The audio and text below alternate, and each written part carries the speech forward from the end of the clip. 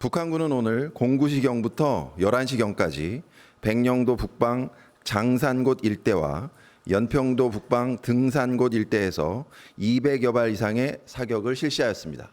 이로 인한 우리 국민과 군의 피해는 없으며 탄착 지점은 NLL 북방 일대입니다.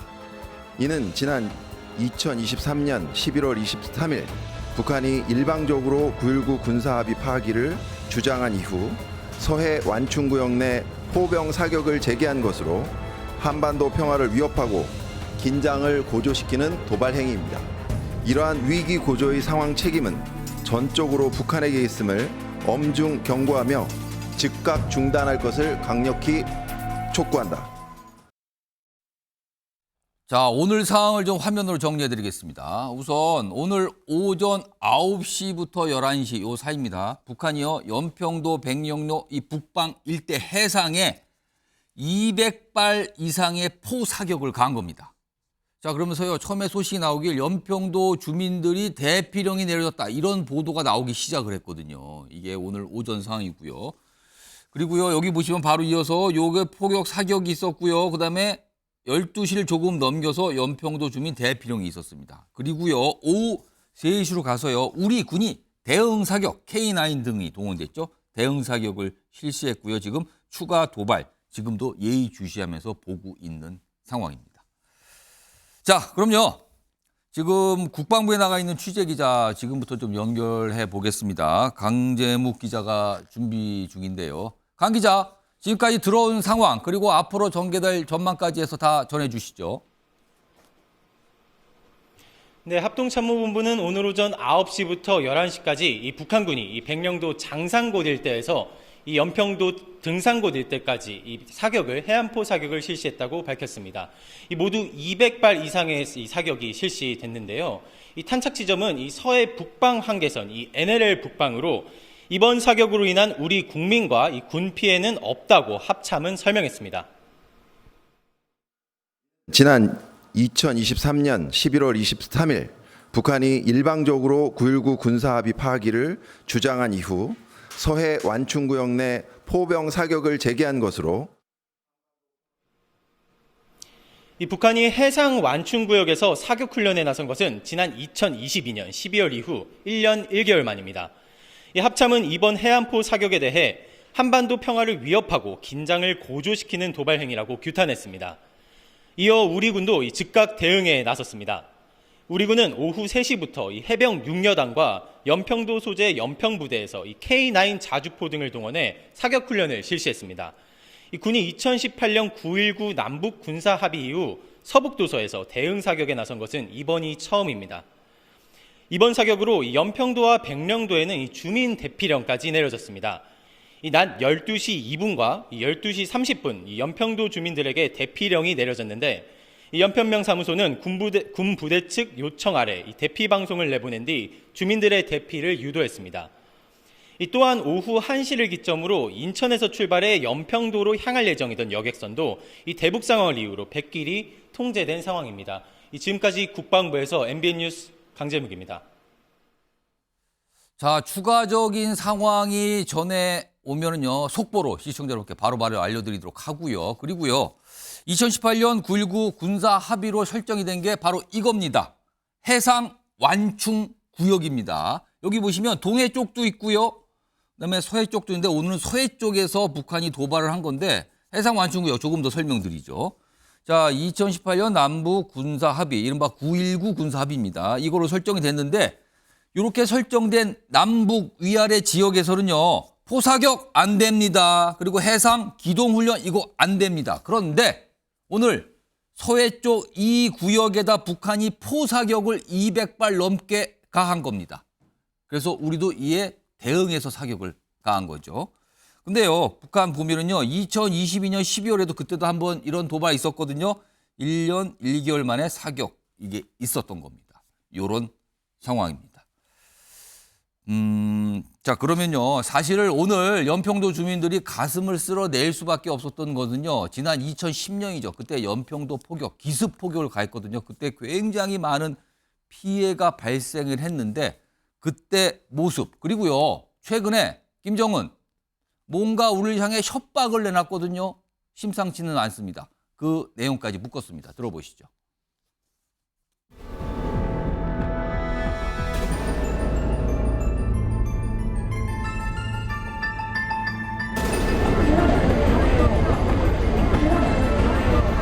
지금 아직까지 지금 산에서 불이 나고 있으며 전쟁이라는 말은 이미 우리에게 추상적인 개념으로가 아니라 현실적인 실체로 다가오고 있습니다. 만일의 경우 발생할 수 있는 핵위기 사태에 신속히 대응하고 유사시 핵무력을 포함한 모든 물리적 수단과 역량을 동원하여 남수선 전 영토를 평정하기 위한 대사변 준비에 계속 박차를 가해 나가야 하겠습니다. 무슨 뭐 준비를 한다 그랬죠? 우리를 향해 협박을 하는 준비를 하겠다는 거예요, 지금요. 자, 그럼요. 지금부터 전문가 연결해 보겠습니다. 신범철 전 국방부 차관, 지금까지 차관 역임하셨죠? 전화로 연결돼 있습니다. 신 전 차관님 나와 계시죠? 예, 안녕하세요. 예, 지금 국방부는 떠나셨지만 또 이런 것 때문에 또 연락을 하게 됩니다, 지금요. 예, 예. 연평도 지역은 사실 지난 이명박 정부 때 당시 2010년입니다. 이 북한의 기습 공격으로 이제 피해가 발생했던 곳인데 이번에도 또 연평도 일대에 포격 사격을 했거든요. 북한이 계속 이런 식으로 연평도, 백령도 요 일대에다가 어떤 도발을 하는 이유가 어디에 있습니까? 두 가지 측면이 있는데요. 가장 근본적인 이유는 사실 그런 도발을 통해서 자신들의 불만을 드러내는 거죠. 그러면서 대북 정책을 바꿔라. 북한 정권에게 잘해라. 이게 근본적인 이유고요. 두 번째로는 특히 뭐 연평도, 백령도 이쪽이 서해 쪽이잖아요. 그래서 네. 어떻게 보면 우리가 군사력이 상대적으로 취약할 수밖에 없는 그런 현실적인 한계가 있기 때문에 그 지역을 타겟으로 해서 북한이 도발을 해오는 거라고 봅니다. 지금 오늘 북한이 사격을 가한 지역이 이제 해상 완충 구역입니다. 9.19 군사합의를 통해서 뭐 포사격 등이 금지된 곳인데 사실 북한은 지난해 11월에 9.19 합의 파기 선언을 했거든요. 지금 이걸 행동에 나섰다고 봐야 되는 겁니까? 네, 뭐 그렇게 보실 수도 있는데요. 본질적인 부분을 봐야 돼요. 본질적인 부분은 뭐냐? 9.19 합의가 유지되는 과정에서도 북한이 해안포 사격을 했거든요. 문재인 정부 때도 했고. 근데 이번에 조금 발수가 많았다는 것은 자신들이 불만을 더 과격하게 드러냈다 이렇게 볼 수 있고 우리 군의 자세도 바뀐 거죠. 과거에는 북한이 9.19 합의를 어기고 해안포 사격을 하더라도 아무 대응을 안 했거든요. 예. 그렇지만 이제는 그런 불법적인 행동에는 우리가 좌시하지 않겠다 하고 물론 무력 충돌로 가면 되면 안 되니까 안전한 범위 내에서 자체적인 포사격 훈련을 한 것으로 알고 있습니다. 우리 정부도 사실 지난해 말 9.19 합의 일부에 대해서 그러니까 이 해상 쪽이 아니라 이제 공중과 관련된 부분에서 일부 효력 정지를 했잖아요. 근데 이번 사태로 우리 정부도 추가적인 어떤 효력 정지 이럴 가능성이 있을까요? 뭐 아직 거기까지는 이야기가 안 되는 거로 알고 있고요. 효력 정지를 한 부분은 감시 정찰 능력이 우리가 앞서 있는데도 불구하고 9.19 합의로 묶여 있어가지고 북한의 정찰 위성 발사나 이런 것을 대응하기에는 우리가 부족한 측면이 있다. 그렇기 때문에 감시 정찰 능력만 제한적으로 정지시키자 하는 취지에서 한 거거든요. 예. 그런데 이렇게 북한이 계속해서 포사격 도발을 하고 하면은 예. 사실상 우리도 그런 것에 대해서 추가적인 고민을 하지 않을 수 없는 상황인 거죠. 자, 일각에서는 이런 식이라면 9.19 군사합의는 사실상 폐지된 거 아니냐. 이럴 바에는 우리 정부도 아예 폐기 선언을 해야 되는 거 아니냐. 뭐 이런 얘기도 있는데 이건 어떻게 보십니까? 뭐 저는 그런 논리도 일견 경청해야 될 필요성이 있다고 봅니다. 다만 이것이 군사적인 측면뿐만 아니라 외교적인 측면까지도 정부는 항상 고려해야 되거든요. 근데 외교적인 측면에서 우리는 계속해서 대화의 문을 열어놓고 9.19 군사합의도 무엇이 문제냐? 북한이 안 지키는 게 문제이기 때문에 예. 결국 궁극적으로는 북한을 지키도록 만드는 것이 더 필요하고 그렇기 때문에 폐기 문제는요. 예. 우리가 최후의 수단으로 아껴놔야 된다고 생각해요. 방금 전에도 말씀하셨지만 우리가 과거와 달리 오늘 적극적으로 대응 사격을 했잖아요. 앞으로 우리 군의 모습은 이런 형태로 계속 나타날 걸로 봐야 되는 겁니까? 예.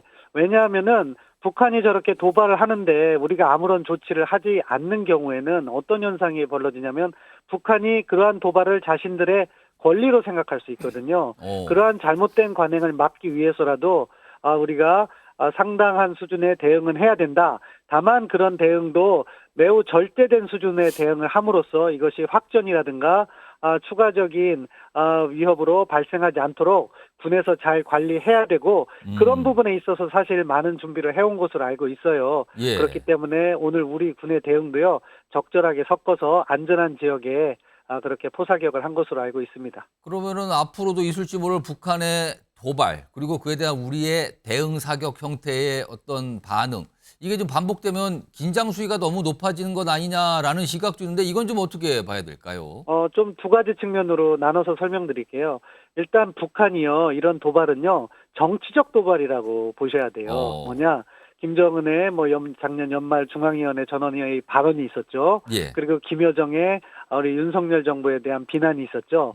그것을 뒷받침하기 위해서 보여주는 도발이거든요. 예. 그런 것에는 저희가 너무 일희일비해서는 안 되지만 다른 한편으로 북한의 여하한 도발에 대해서도 우리가 모든 준비가 돼 있어서 예. 거기에 맞춤형으로 대응을 해나감으로써 북한의 도발이 효과가 없다는 것을 알려야 되고 다른 한편으로는요, 우리가 내부적으로는 준비할 게 더 많아요. 왜냐하면은 지금 이렇게 해안포 사격 같은 도발은요, 사실은 예측 가능한 도발이거든요. 예. 북한이 자신들의 불만을 표출하려 할 때 해왔던 도발 양상이에요. 예. 그런데 정말 무서운 거는요, 우리가 예기치 못한 도발, 사이버라든가 이쪽에 우리가 빈틈이 없는지 또는 그런 재래식 도발이라 하더라도 우리가 빈틈이 존재하지 않는지 자기 점검을 계속해서 해줘야 돼요. 예. 북한은 그 틈을 파고들 거거든요.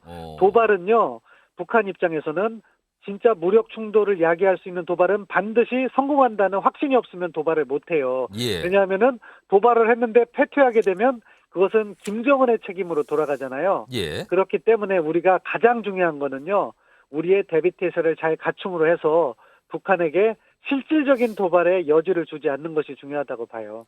최근에 북한 김정은 국무위원장이 우리를 향해서 대사변, 그리고 뭔가 준비하겠다 이렇게 얘기하는데 향후에 약간 강도가 높은 추가 도발 가능성은 좀 있다고 보십니까?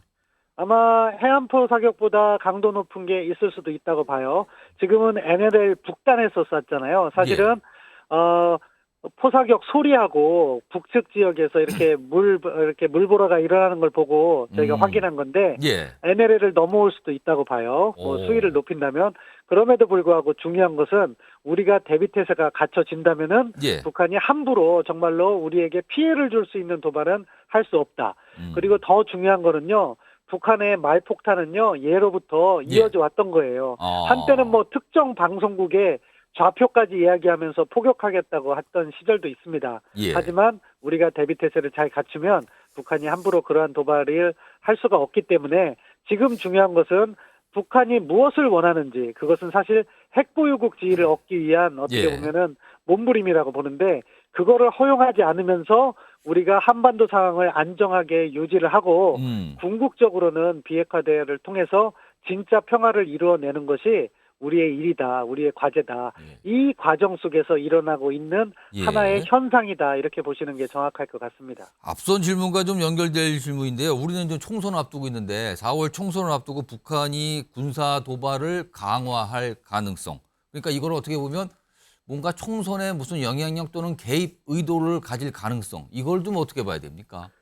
과거 북한의 행태를 보면 사실 그렇게 관여를 해왔기 때문에 우리가 예상을 할 수 있는 영역이고요. 아마 최고 수준이라고 하면은 전술핵 실험도 하지 않을까 싶은데 그 부분만큼은 북한이 기술적인 준비가 되어 있어야 되는데 아직은 확인이 되지 않고요. 아무튼 앞으로 4월까지 또 이게 우리의 총선도 있지만 북한은 또 미국을 겨냥해서 미국의 대선 레이스도 곧 있으면 시작하잖아요. 그런 정치적 도발 그런 것들이 이어질 가능성이 있다. 그 점은 우리가 마음속에 두고 철저하게 군사대비태세를 가져가야 된다 이렇게 생각합니다. 마지막 질문으로 향후에 북한이 보일 움직임 가운데 좀 우리가 이건 예의주시하고 꼭 좀 챙겨서 봐야 될 것이 있습니까? 어떤 걸 좀 주목해야 됩니까? 최고 수준은 아까 말씀드린 것처럼 전술핵 실험이 될 수 있고요. 그리고 추가적인 ICBM이나 정찰위성 발사.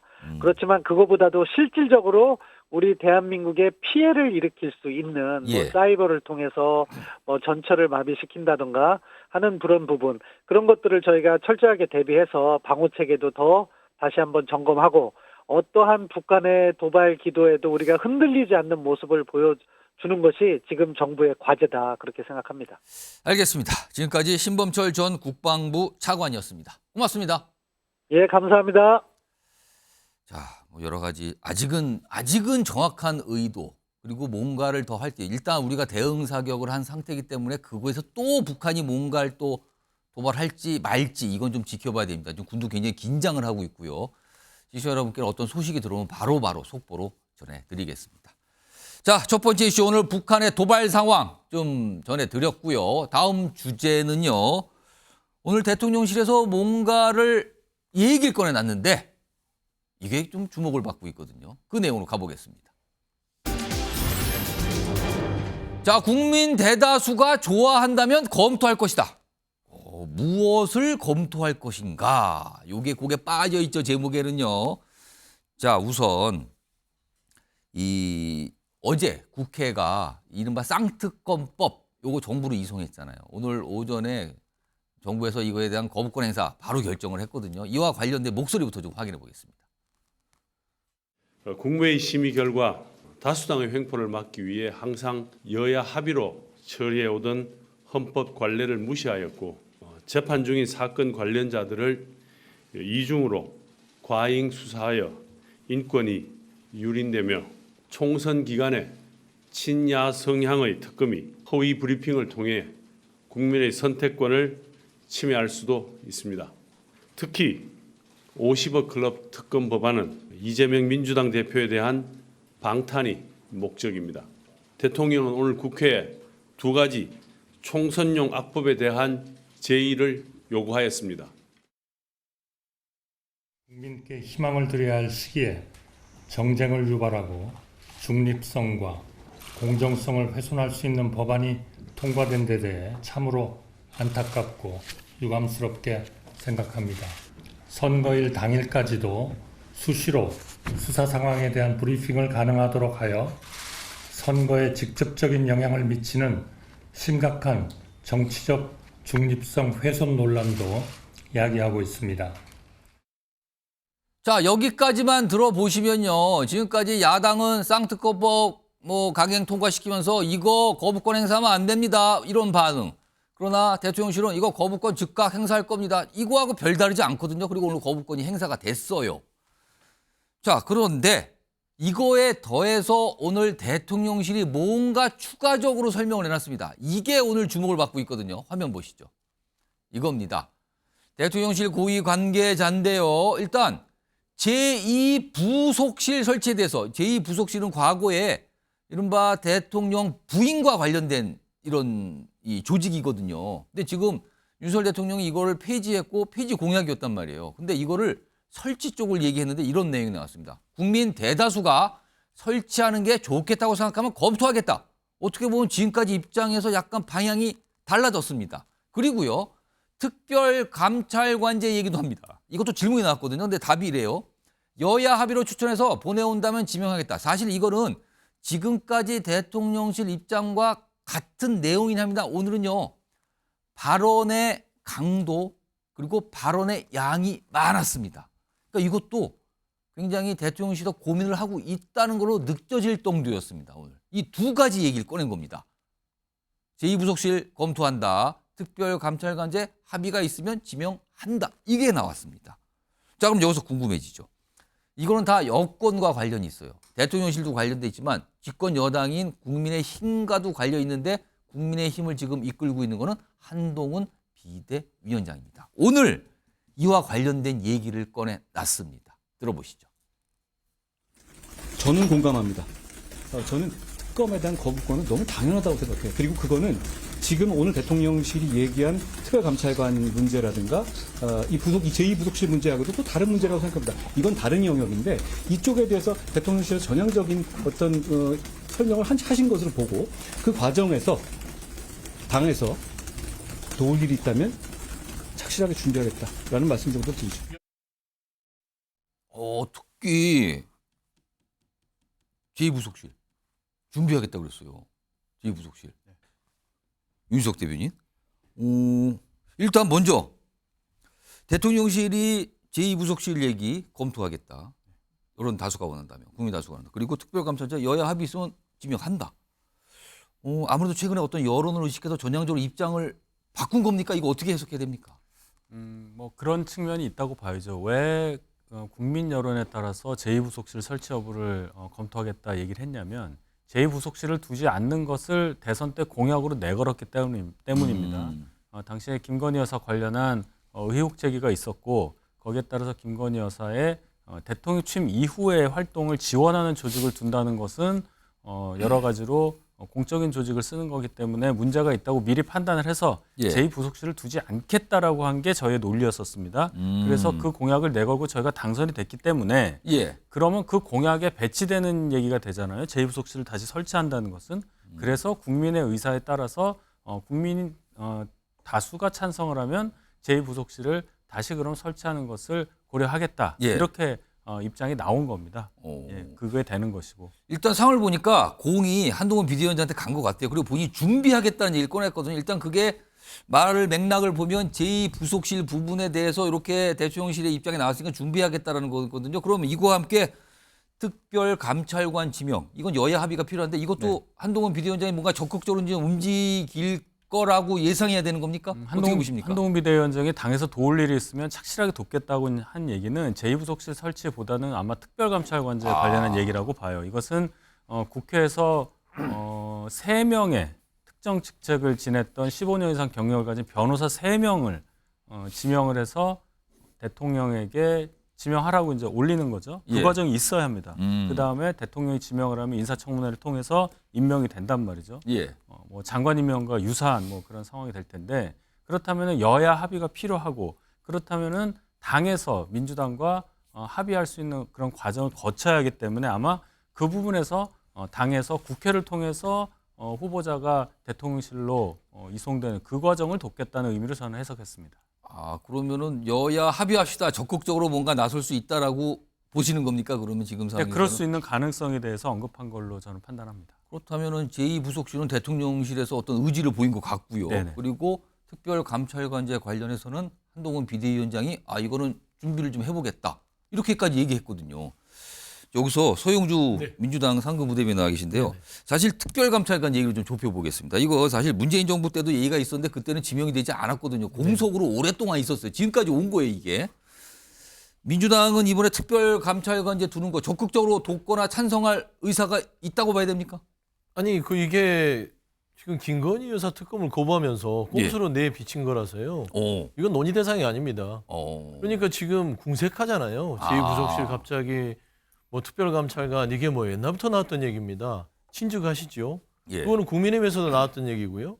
민주당에서도 얘기했던 것인데 지금껏 안 하다가 갑자기 김건희 여사 특검법에 대해서 거부하니까 국민들이 화낼 거를 두려워서 이 정도 쓱 내민 거예요. 그럼 거부권 행사에 따른 여파를 막기 위한 그렇죠. 카드로 보시는 겁니까, 지금? 그러니까 이제 뻔뻔한 겁니다. 그래도 나름 이 그 양심은 있는지 모르겠지만 김건희 여사 특검에 대해서 국민들이 원한 겁니다. 근데 국민이 원하면 갑자기 생뚱맞게 2부속실과 특별감찰관이요? 그러니까 번지수가 아예 틀렸어요. 저는 이런 부분에 있어서는 논의를 할 시점이 지금은 아니다.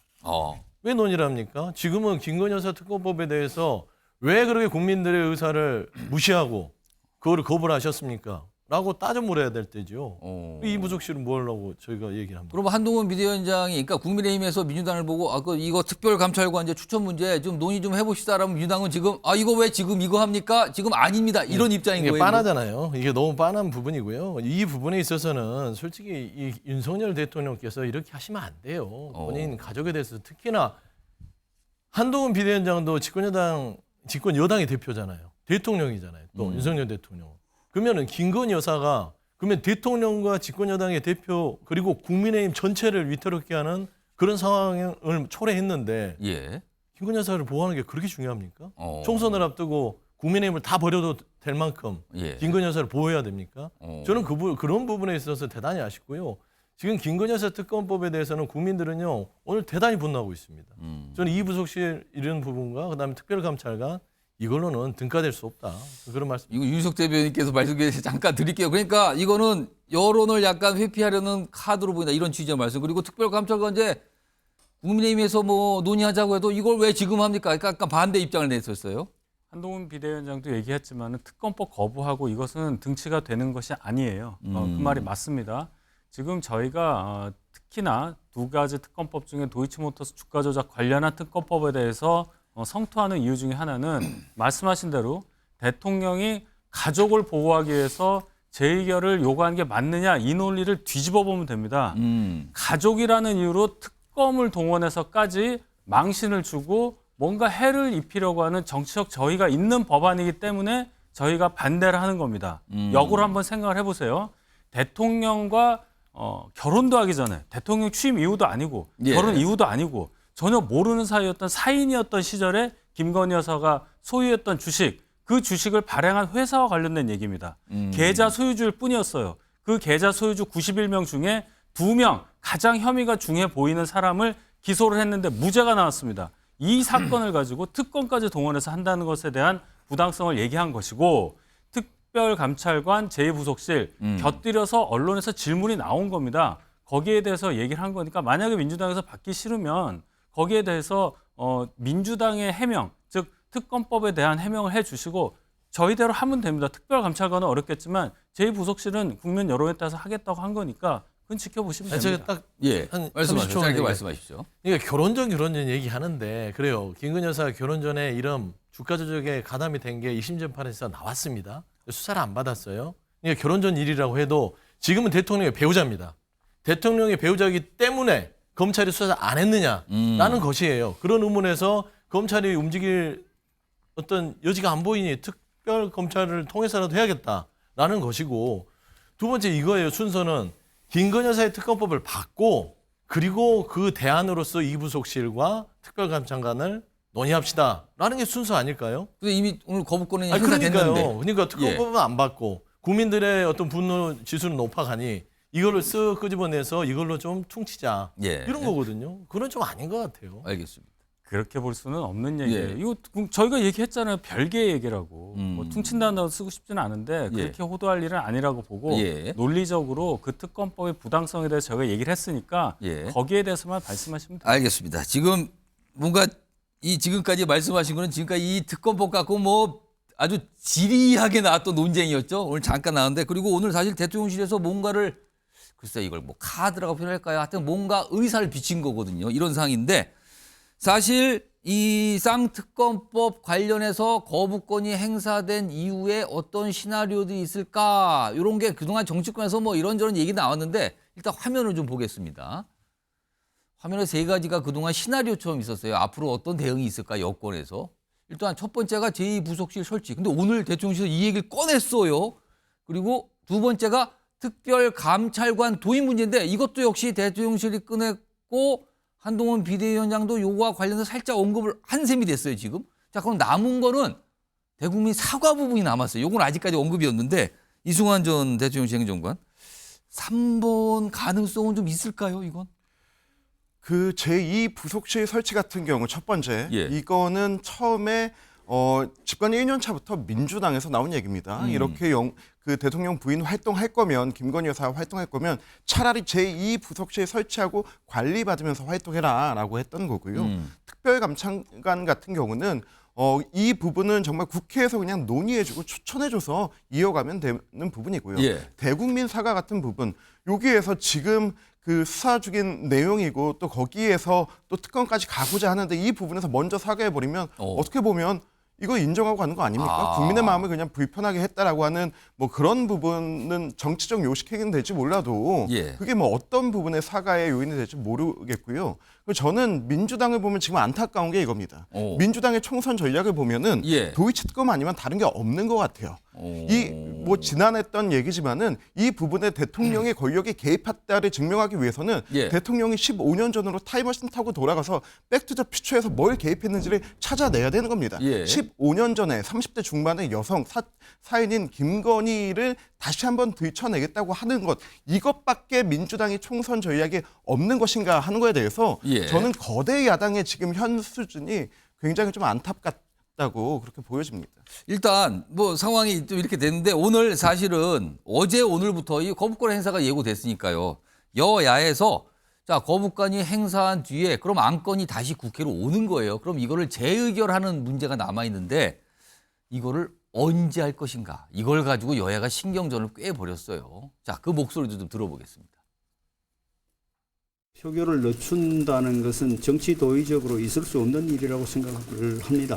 국회로 다시 이제 환부가 되고 국회에 오면은 당연히 본회의가 처음 있는 날 표결하는 게 원칙이라고 보면 됩니다. 그 원칙을 가지고 당당하게 표결을 요구를 2월 국회 열게 돼 있고요, 법적으로요. 그 설날 연휴가 끝난 직후에 본회의 개원식을 하고 또 관련 뭐 여러 가지 대정부 질문이나 등등 기타 이런 것들을 하는 게 맞지 않느냐 이런 것들이 제가 의원님들의 그 어떤 계획된 개정 활동을 위해서 설명을 좀 드렸습니다. 자, 그러니까 국민의힘에서는 이거 다시 안건 왔으니까 내주 9일 본회의 잡혀있거든. 이때 빨리 끝내버립시다. 이게 이제 국민의힘 쪽 얘기고요. 근데 민주당 쪽에서는 급할 거 없는데요. 2월 뭐 가도 되는데 약간 이런 분위기로 맞서는 거예요. 그러니까 시간상 문제가 있어요, 지금. 이게 약간 신경전을 벌인 지점이고요. 또 한 가지가 있습니다. 지금 최근에 민주당에서 요 카드 하나를 좀 꺼내놨거든요. 권한쟁의 심판입니다. 들어보시죠. 그 본인 또는 가족이 관련돼 있는 문제를 거부권을 행사하는 게 이게 이해충돌 방지법에 부합하느냐, 그리고 정상적인 거부권 행사가 맞느냐, 헌법적 그 대통령의 헌법이 부여한 거부권 행사에 부합하느냐 하는 문제에 대한 권한쟁의 심판 문제는 따져볼 필요가 있다고 생각을 합니다. 그 문제에 대해서 의견 계속 수렴하고 있습니다. 은 헌법이 부여한 대통령의 고유 권한으로서 애초에 권한쟁의 심판 청구의 대상이 될 수가 없습니다. 그런데도 계속 주장을 하는 것은 재표결을 최대한 미루려는 악의적인 꼼수의 일환입니다. 본격적인 공천 시기에 재표결 날짜를 잡으면 여권의 이탈표를 기대할 수 있다는 검은 속셈인 것입니다.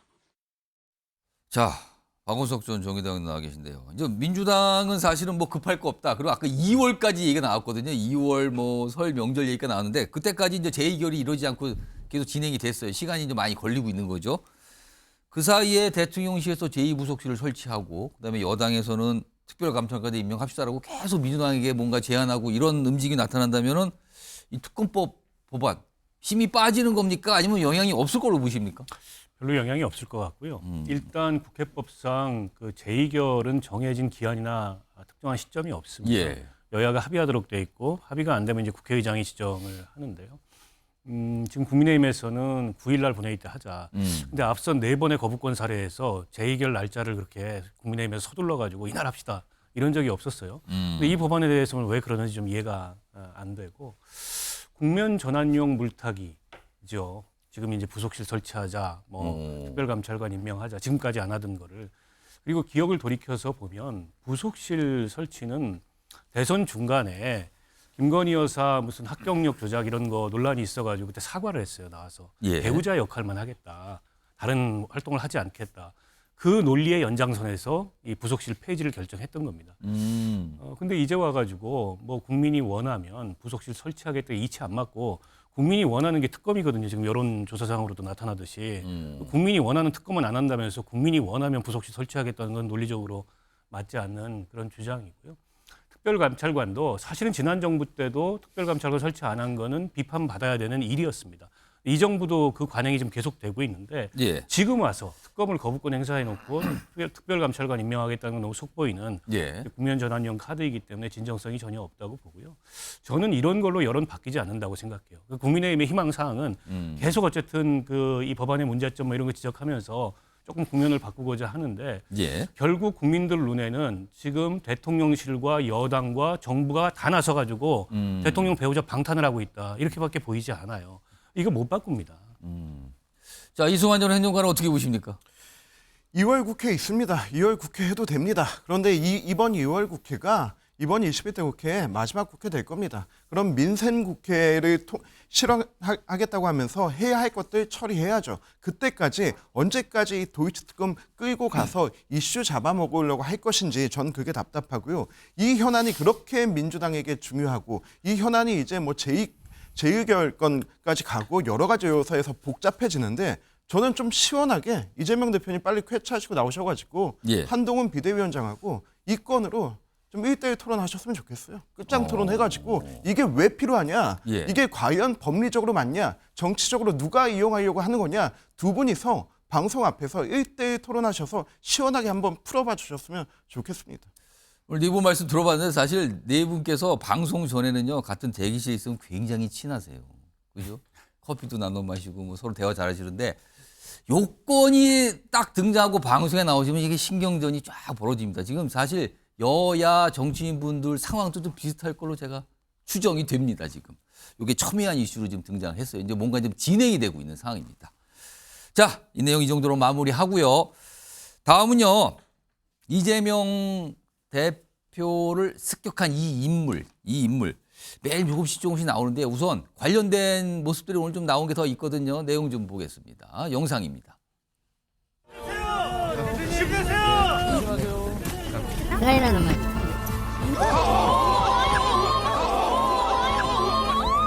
대표님 괜찮으세요? 이재명 대표 왜 공격하셨습니까? 정당에다 왜 건을 경찰에다가 내 변명문을 18쪽짜리 제출을 했어요. 그걸 참고해 주시면 되겠습니다.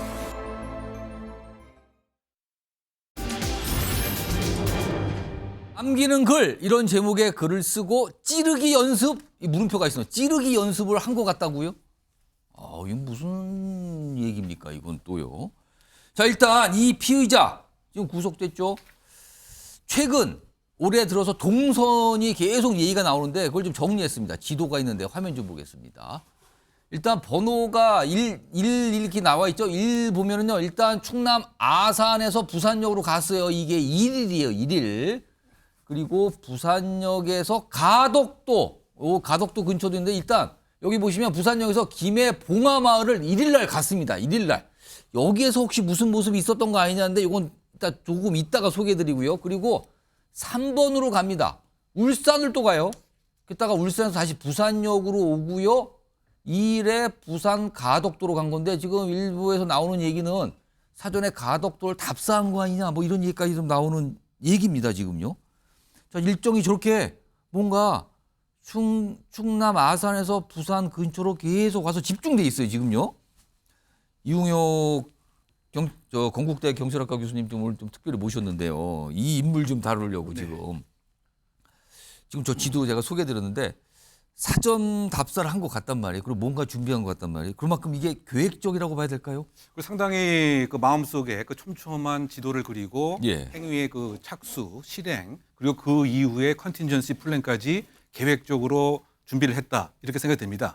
뿐만이 아니고 일단은 지금 뭐 여러 가지 그 당적에 있어서 양당 예. 지금 관계자들이 나오셨지만 뭐 민감할 수도 있지만 어쨌든 객관적인 그 사실로 뭐 예를 들면 지금 언론에 보도들이 많이 되고 있었죠. 있고 예. 지금 경찰에게 얘기한 바가 소위 말해서 그 이재명 대표의 동선을 파악하기 위해서 민주당에 가입을 했다 이렇게 진술을 했다라고 알려져 있죠. 지금 보도를 통해서 그런 내용도 나왔습니다. 했습니다. 그러면 그 역시 계획을 미리 동선까지 파악을 할 정도였고 그뿐만이 그 아니고 뭐 이를테면 그 오늘 또 뭐 예를 들면 여러 가지 얘기가 나오고 있습니다만 제가 아까 얘기했던 컨틴전시 플랜까지 계획을 했던 것은 아닌가. 그 얘기는 뭐냐면 이런 상황에다 컨틴전시 플랜이라는 표현을 쓰는 게 맞는지는 그러니까 모르겠어요. 상당히 예. 그만큼 치밀했다고 한 얘기입니다. 지금 예. 쭉 잘 설명을 하셨지만 그 아산에서 부산으로 오고 예. 그다음에 이제 울산을 갔는데 거쳤다가, 예. 그런데 봉화마을뿐만이 아니고 예. 당일 오후에는 예. 그 이재명 그 대표가 그 전 문재인 대통령과 점심 식사가 오후에 되어 있었기 때문에 예. 그래서 그런 목적 때문에 그 양산까지 갔던 것은 아닌가. 혹시라도. 네, 혹시라도. 지금 아직 안 나오고 있는데 혹시라도. 예. 네. 근데 그렇게 본다면 소위 말해서 그 2일 오전에 이와 같은 그 테러 행위가 있었는데 혹시 그것이 실패가 됐으면 그 장소까지 가서 할 마음의 계획까지 있었던 것은 아닌가. 예. 뭐 이런 측면에서 보게 되면 상당히 그 계획적이다. 그리고 큰 틀에서 보게 되면 어쨌든 일반 범죄와는 달리 목적 자체가 이른바 그 정치적 목적이 깔려 있기 예. 때문에 이것은 뭐 우발적으로 충동적으로 하는 이런 상황이 아닌 것이죠. 요약하게 되면 여러 가지 형태의 계획성이 다분하다. 일단 요약할 수가 있을 것 같습니다. 뭐 양상 부분은 뭐 아직까지 확인된 바가 아니지만 일단 그럴 수도 있는 거 아니냐. 지금 동선을 보면은 그럴 가능성에 대한 언급을 좀 해주셨어요. 자, 이런 가운데요. 이게 오늘 좀 알려졌는데요. 저기 지도에 보면 1일 봉화마을에 이 피의자가 갔거든요. 근데 그 봉화마을에 지금 어떤 영상 하나가 지금 뭐 이게 좀 알려져 있는데 피의자로 추정되는 인물이 그 영상에 들어가 있어요. 포함된 것 같아요. 근데 단정적으로 말씀을 못 드리지만 피의자로 보이는 인물이 등장한 것 같거든요. 그 영상 좀 확인해 보겠습니다. 저거 뭐야 저거? 저거 뭐야 저거?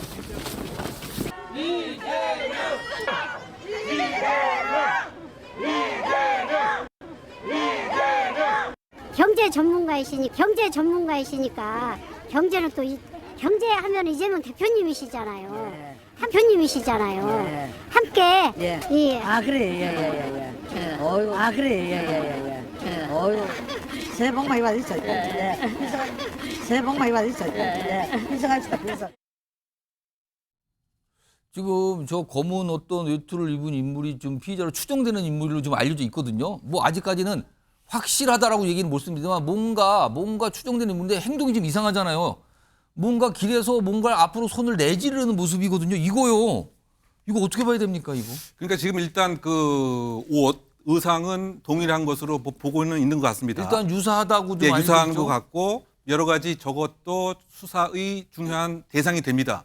왜냐하면 살인 예비 음모의 가능성이 있기 때문에 만약에 동일 인물이라고 한다면. 그런데 지금 어쨌든 행위 자체를 보게 되면 일흥 추정컨대 혹시 그 공격 행위에 대한 미리 지금 준비와 연습을 하는 것 같은 이런 그 추정을 해봄직한 대목인 거죠. 왜냐하면 흰 종이로 쌓여 있고 오른손에 들고 있으면서 마치 그 상향 30도 각도로 이렇게 내지르는 이런 모습을 우리가 볼 수 있지 않겠습니까? 그렇다고 본다면 저 역시 중요한 또 다른 범죄 혐의 대상이 될 수가 있는 거죠. 즉 살인을 지금 예비하고 음모했다라고 하는 또 다른 그 방증이 되기 때문에. 저거는 뭐 연습입니까? 만약에 저게 저 인물이 맞다면 연습으로 봐야 되는 겁니까? 연습으로 봐야 되겠죠. 과거에 이를테면 이제 극단적인 범죄를 하는 사람들의 중요한 특징이 자신의 맞춤형 흉기를 개조를 합니다. 즉 손목이라든가 각도에 따라서 편하게 사용하기 위해서. 이번에도 등산용 칼을 손잡이를 빼고 자신에 맞게끔 개조를 했죠. 그런 다음에 일반적인 범죄자들이 하는 것은 이것이 나에게 잘 활용될 수 있느냐 동선과 움직임에 대해서 연습을 또 해보죠. 아주 극단적인 경우에는 사실상 표적도 만들어 놓기도 하고 또 뭐 동물 등을 대상으로 해서 이렇게 연습하는 행위도 있는데 어쨌든 저 사람이 동일 인물이라고 한다면 마지막 연습과 나름대로의 준비를 철저히 한 것은 아니겠느냐. 특히 자신의 맞춤형 흉기를 준비했다라고 하는 그 의도는 극단적인 결과를 꼭 내겠다라고 하는 하나의 그 방증으로 평가가 가능한 것이죠. 이 피의자의 행동 패턴 중에 교수님께서 좀 주목하고 계신 게 있습니까? 좀? 행동 패턴을 종합적으로 봤을 때 가장 그 특이하고 특별한 것은 소위 말해서 자신의 일정한 선언문 등을 미리 작성해서 자신의 개인 컴퓨터에 다 입력을 해놔왔다. 이 점은 그 외국 범죄에서 보게 되면 일반적으로 그 극우 테러 공격자들이 많이 쓰는 방법인데요. 약간 좀 이게 성향이 한쪽으로 치우친 인물들. 그렇죠. 그랬을 때 자신의 그 행동과 주장을 많은 사람들에게 알리고 합리화를 꾀하기 위해서 하나의 그 매니페스토, 즉 선언문을 이렇게 만들어 놓는 형태인데요. 그것을 만들어 놨을 뿐만이 아니고 저와 같은 2일 오전에 행동을 했을 때 자신의 주머니에 호주머니에 그 매니페스토 선언문 자체를 소지하고 있었다고 하는 점, 이 점이 제일 그 특이한 것 같습니다. 그만큼 자신이 생각하는 심리적 원동력의 기재로서 이 그 선언문, 소위 말해서 변명문이라고 본인이 얘기했던 그 점이 상당히 특별한 점이 아닌가 평가해 봅니다. 자, 그럼요. 지금 이 변명문도 어제 소개해드렸는데 굉장한 관심을 갖고 있는데 이게 원래 제목은 뭐 남기는 글이라고 그러네요. 이거 내용 좀 보겠습니다. 이게 조금 내용들이 보도를 통해서 알려주고 있는데 오늘 한 언론이 이걸 먼저 보도했고요. 그 위에 경찰 설명이 있는데 먼저 그 보도 내용인데 이게 제목은 남기는 말이라고 돼 있다 그래요. 이건 경찰이 확인을 해줬습니다. 남기는 말이라고. 근데 이렇게 뭐 내용이 담겨 있다고 보도가 됐는데 지난 정부 때 부동산 폭망, 죄송합니다. 부동산 폭망, 대북, 굴욕, 외교 등으로 경제가 쑥대밭이 뭔가 불만 표시를 한 것 같고요. 그리고요. 총선에서 지금 누가 이기든 나라 경제 파탄난다. 약간 전 정부에 대한 불만 표시를 여기에 담겨 있다. 이런 보도 내용이 나왔거든요. 자, 이와 관련해서 오늘 부산경찰청 관계자가 질문을 받고 설명한 내용도 있는데 그럼 다음 화면에 있습니다. 보시면요. 요 남기는 말은 범행 당시 문서로 소지하고 있었다. 요거죠, 지금요. 갖고 있었다. 이게 이른바 변명문이라는데 원래 제목은 남기는 말로 돼 있다 그러죠. 그런데 요 내용에 대한 설명이 있었어요. 그 보도 내용을 보니까 그 보도 내용이 완전히 일치하지는 않지만 일부 내용이 비슷한 취지인 건 맞다. 이렇게 돼 있습니다. 전체적인 취지는 비슷하다. 아까 그 매분이. 그러니까 이거를 뭐 100% 확인하지만 아무튼 취지는 그런 내용이 담겨 있다. 그리고요. 또 하나 있습니다. 앞선 내용 다시 볼까요? 여기 보시면 그런데 일부 내용은 비슷한 취지지만 이 남기는 말에 거론된 정치인은 누구인지 뭐 정치인에 대해서는 밝힐 수 없다라고 경찰 관계자가 설명을 좀 꺼내놨습니다. 이용학 교수님, 네. 이 변명의 내용 조금 알려줬거든요.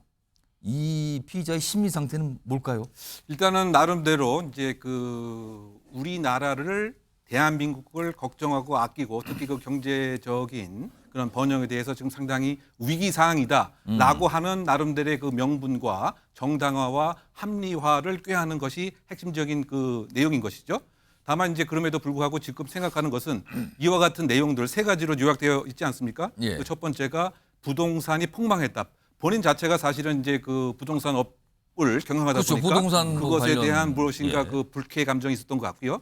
그 두 번째는 소위 말해서 그 대북 비굴 외교 그 점을 이제 꼽은 것 같고, 그다음 세 번째는 이른바 그 지금 민주당이 이재명 대표만 감싸는 것에 올인하고 있다라고 하는 이것 자체를 예. 내가 역사적 사명을 띠고 결국은 해결하겠다. 그 해결하는 방법이 이재명 대표에 대한 적극적인 공격 행위다라고 하는 지금 그 동기를 여기서 찾을 수가 있는 그 상황인 그걸 거죠. 지금 이재명 대표에 대한 공격과 연결을 시킨 걸로 보이는 겁니다. 그렇죠. 지금요? 그것은 내가 역사적 사명을 띠고 예. 할 수밖에 없는 지금 아주 중요한 순간이다라고 해서 지금 이 8페이지짜리 이른바 그 변명문에 역사적 사명을 많이 그 강조를 했던 것이죠. 뭐 그런 그 측면에서 그 봤을 때는 자신의 그 이념에 대한 무엇인가 신념화를 나름대로 그 공고히 하고 나서 예. 이것에 대한 행동으로 그 옮기려고 하는 이런 것이었고요. 그래서 경찰에게 뭐 반성문 뭐 이런 것이 아니고 변명문이라고 얘기를 한 거죠. 특이한 표현을 썼어요. 왜냐하면 혹시 저 사람이 그 예를 들면 소크라테스의 변명 뭐 그런 책을 뭐 이렇게 관심 있고 읽었는가 모르겠지만 그 표현도 변명이라고 하는 것은 죄를 인정하는 것이 아니고 내가 무엇인가를 해명하고 예. 설명하고 나의 행위가 옳다라고 하는 주장을 하겠다라고 하는 그런 이제 그 차원에서의 그 변명이죠. 그런데 저는 이 점에서 또 하나 그 지적하고 싶은 점이 예. 지금 이 세 가지 사항이 어떻게 본다면 여당 주요 인사도 많이 했던 얘기가 아닌가 이런 생각도 듭니다. 근데 그 얘기는 뭐냐면은 경제가 폭망했다라고 했을 때 그 여당 그 주요 인사들이 지금 나라가 거덜났을 수밖에 없다. 뭐 이런 얘기도 했고요. 더군다나 그 대북 굴욕 외교와 같은 것은 소위 말해서 그 엉터리 사기 이념이 아니냐.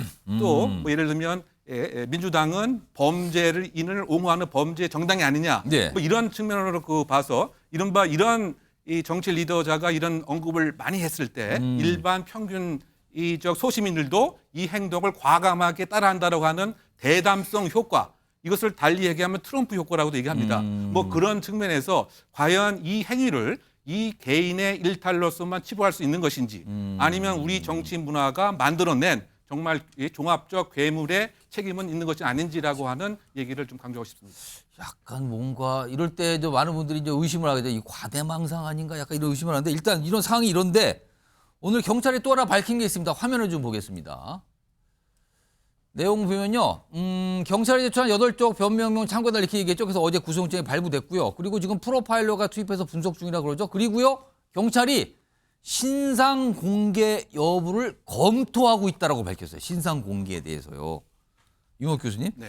이게 신상 공개 대상이 되는 겁니까, 이거는? 지금 그 특강법 8조 2에 예. 그 요건을 규정해 놓고 있습니다. 그 첫 번째가 이제 그 중대한 이제 범죄인 거죠. 뭐 이를테면 지금 같은 살인이라든가 살인 예비니까 첫 번째 요건에 해당이 되고요. 예. 그 두 번째는 증거가 충분할 것. 즉 무죄 추정 원칙에 반하지 않을 정도로 근데 구속영장이 발부가 됐기 때문에 예. 두 번째 요건도 충족됩니다. 중요한 것은 저는 세 번째 요건이 아닌가 생각이 되는데요. 이번 사건은 일반 범죄 사건과 달리 과연 공익 목적을 어떻게 평가할 것인지. 이제 그 얘기는 뭐냐면 지금 이 김모 씨는 무엇인가를 적극적으로 얘기하고 싶은 그런 동기가 아주 많이 있습니다. 예. 그래서 그 이번에도 마치 기다렸다라고 하는 듯이 예. 기자들에게 카메라를 바로 응시하면서 얘기를 했죠. 그러면 얼굴 신상 공개를 했을 때 이 기회를 이용해서 무엇인가 자극적인 얘기들. 오히려 더. 네. 선거에 나름대로 영향을 줄 수 있는 그러한 발언들을 할 가능성을 배제할 수는 없지 않겠는가. 예. 그렇다고 본다면 과연 이 공익 목적의 판단을 이게 지금 신상공개위원회에서 어떻게 할지 저는 그것이 제일 중요한 관점으로 우리가 좀 주목을 해야 될 부분이라고 생각됩니다. 여러 가지 이 신상 공개에 대해서 분석을 해줬는데 지금 네 분께 OX 판례를 드렸잖아요. 이거 왜 드렸냐면요. 지금 윤혁 교수님도 설명하셨는데 신상 공개를 지금 검토 중이라고 해서 경찰이. 그렇다면 할 수도 있다는 거잖아요. 이 신상 공개에 대한 찬반 의견을 주세요. 이거 신상 공개 필요하다고 보시면 O고요. 이거는 신상 공개를 안 하는 게 낫지 않은가 하면 X입니다. 선택해서 앞에 들어주세요. 저런 다 공개해야 된다고 보시는데요? 그러면은 요거 박원석 의원 다 똑같은데 일단 박원석 전 의원님 짧게 제가 왜 찬성하십니까? 일단 범죄 혐의가 상당히 고의적이고 중하지 않습니까? 때문에 저는 국민들도 알아야 된다고 생각하고요. 예. 지금 범행 동기도 아직은 구체적으로 밝혀지지 않았는데 구체적으로 안 나옵니다 지금. 물론 수사 중이기 때문에 경찰에서도 조금 조심스러운 건 있겠지만 사실은 제1야당 대표를 향한 이런 정도의 테러라면 그 범행 동기가 뭔지 구체적으로 좀 밝혀질 필요가 있다고 생각하고요.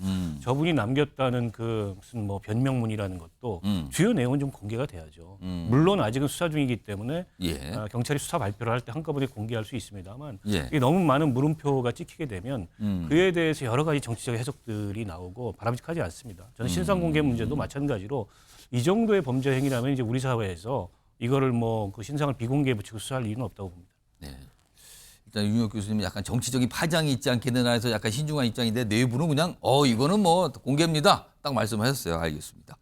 윤혁 교수님께 이 질문 좀 추가드리죠. 지금 프로파일러들이 분석하고 조사하고 있다는데 프로파일러가 이제 투입이 되면 어떤 식으로 조사하고 무엇을 물어봅니까?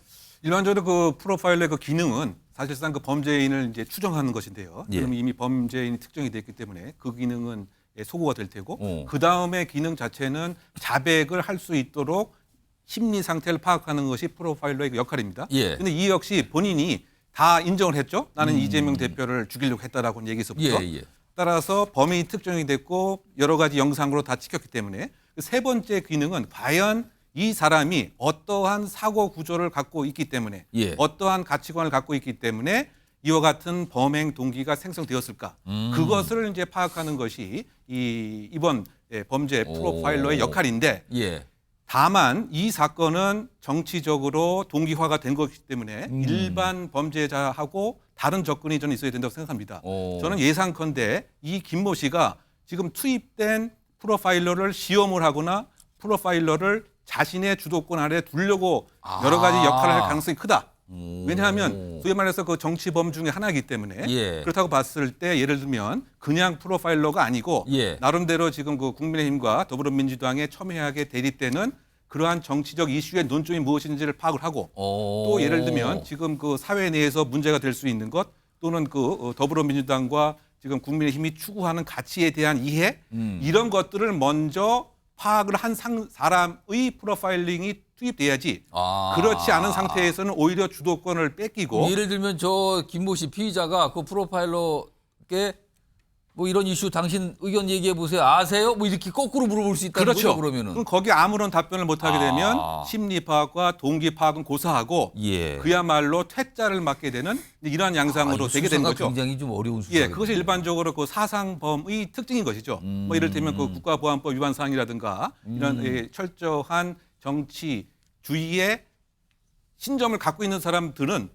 대공수사관이 그냥 국가보안법 위반 그 법적인 조항으로는 안 되는 거죠. 여러 가지 뭐 예를 들면 이 공산주의, 사회주의, 자본주의 등등에 관한 것이기 때문에 일단은 그 프로파일러는 핵심적인 것은 이번 사항에서는 과연 동기가 그 무엇이었고 또 한편으로는 이런 동기를 형성하게 되었던 주요한 사상적, 원천적 소스는 무엇이었는지 등을 파악하는 것이 주요한 목표가 되지 않을까 생각합니다. 지금 경찰도 도대체 범죄 동기가 뭐냐 이거에 지금 주력하고 있는 걸로 보이죠. 자, 일단 이 피의자에 관한 얘기는 이용혁 교수님 특별히 좀 모시고 좀 다양하게 분석해 봤는데 이런 가운데요.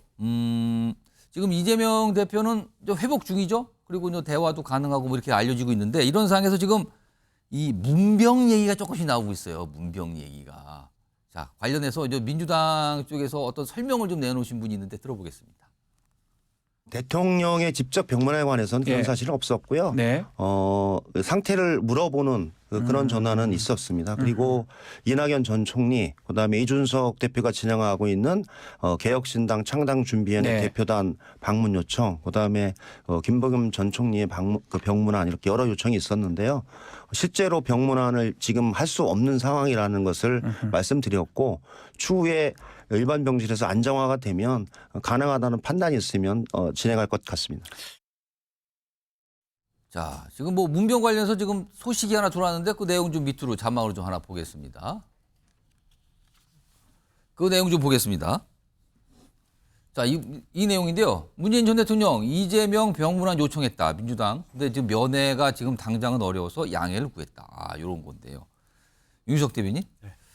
지금 정치권에서는 대통령실에서도 문병을 가지 않을까라는 얘기가 나와요. 그러니까 예를 들면 윤석열 대통령의 지시로 인해서 뭐 비서실장 등이 간다든가 이런 가능성에 대한 얘기 나오는데 혹시 윤석열 대통령이 직접 문병을 갈 가능성 이거 좀 어떻게 봐야 됩니까?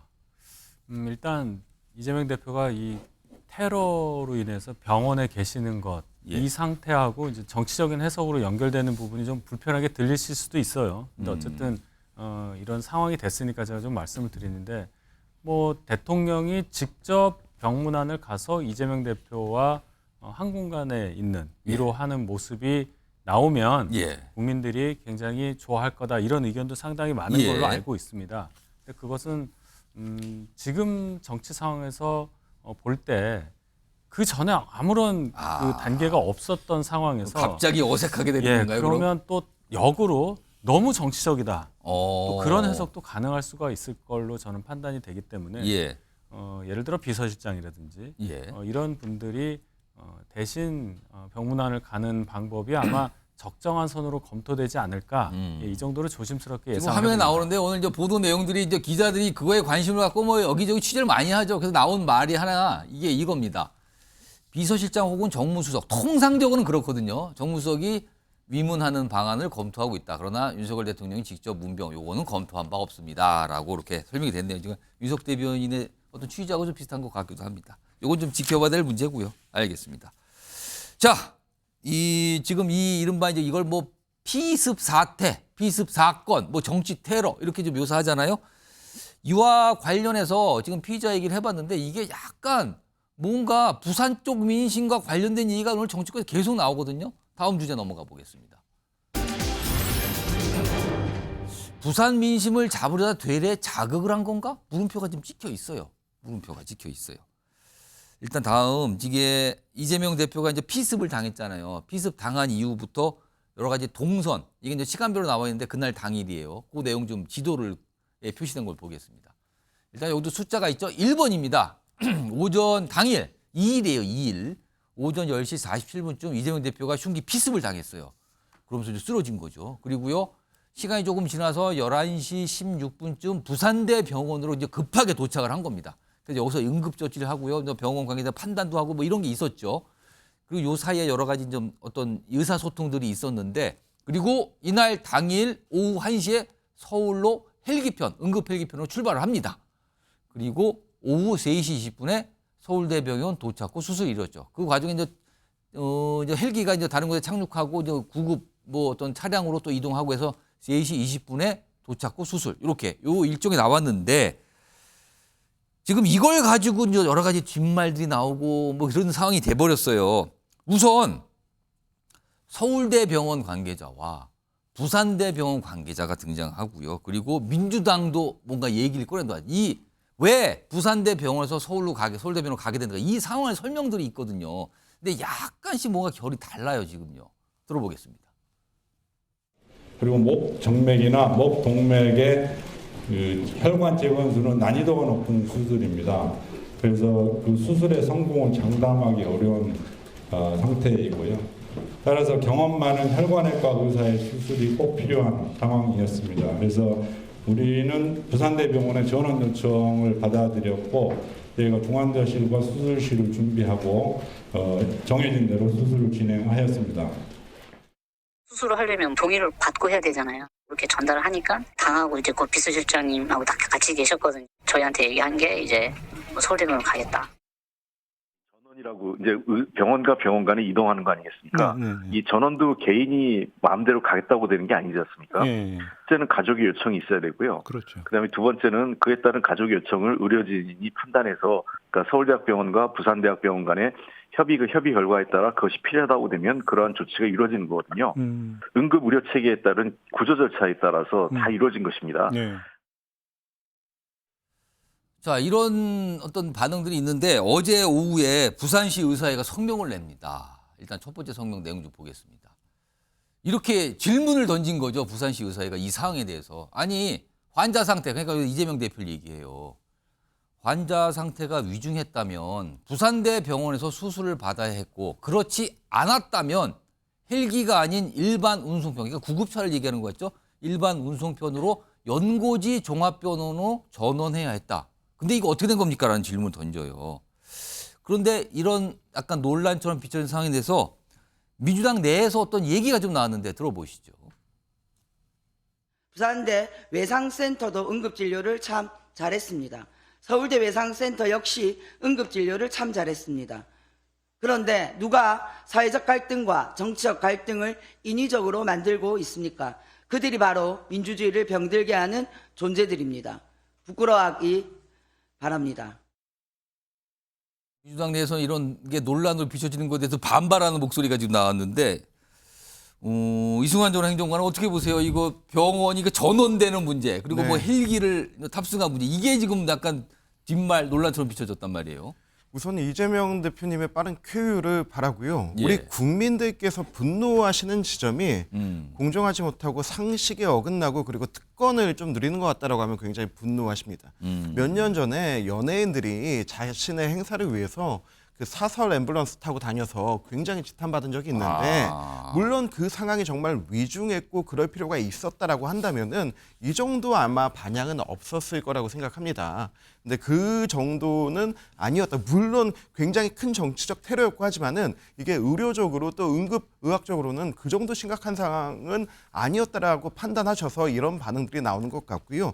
이재명 대표는 일전에도 부산과 한번 안 좋은 감정이 있었어요. 부산은 참 재미없는 도시다. 강남만 못하다. 그렇게 해서 부산 시민들의 마음을 아프게 한 적이 있었는데 저는 만약에 이재명 대표가 이번에 부산에서 다 치료를 받고 2, 3일 입원해 계시다가 나오면서 생명을 살려준 부산 시민 여러분 감사합니다라고 얘기했으면 총선 때 부산 경남권 다니면서 다른 거 얘기할 필요가 없어요. 그냥 저를 살려주신 부산 시민 여러분 감사합니다.